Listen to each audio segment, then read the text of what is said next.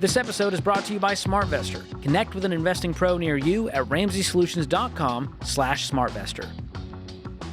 Today's question comes from Nicole in Colorado. She says, my husband passed away unexpectedly in 2021. Sorry about that.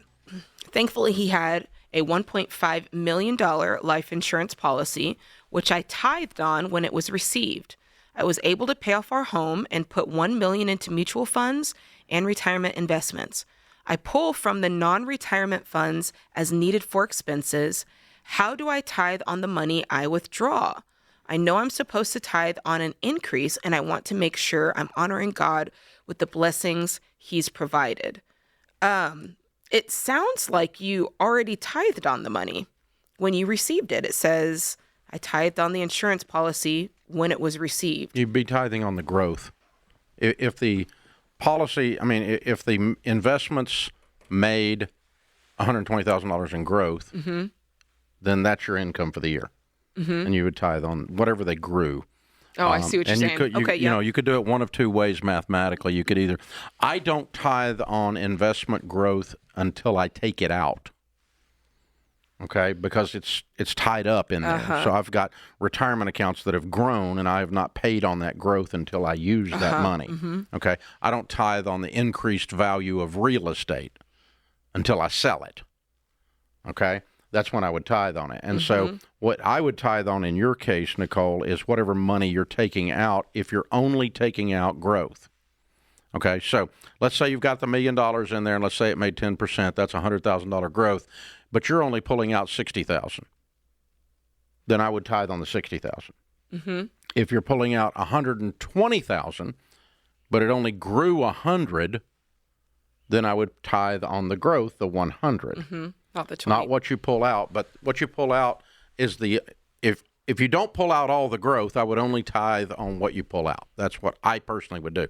Now, let's cloak this in an understanding that you can't outgive God, number one. So giving you never hurts. You're never going to be, you can't overgive. Yeah, it's such a technicality. Yeah. And number two, don't get caught up in legalism, because God doesn't love tithers more than He loves non-tithers. He loves everyone, okay? And so if you mess this up, He's not going to, it's not a salvation issue. You're not going to get smacked around, okay? He loves you. He's got a plan for you. He has us to give, not because it's a rule and not because we're trying to please Him. He has us to give because we are the best version of us when we are givers.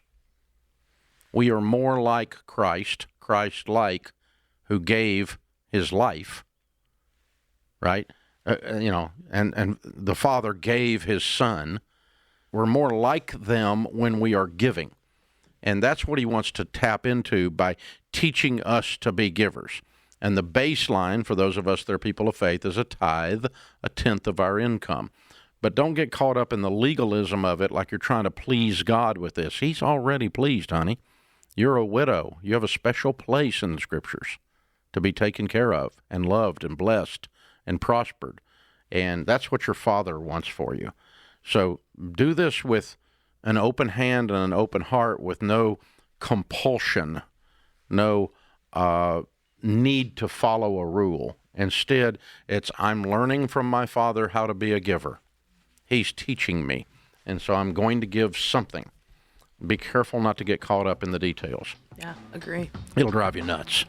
You can really get in what the old King James called the jot and tittle, the crossing of the T's and the dotting of the I's. Got you. The legalism. Yeah.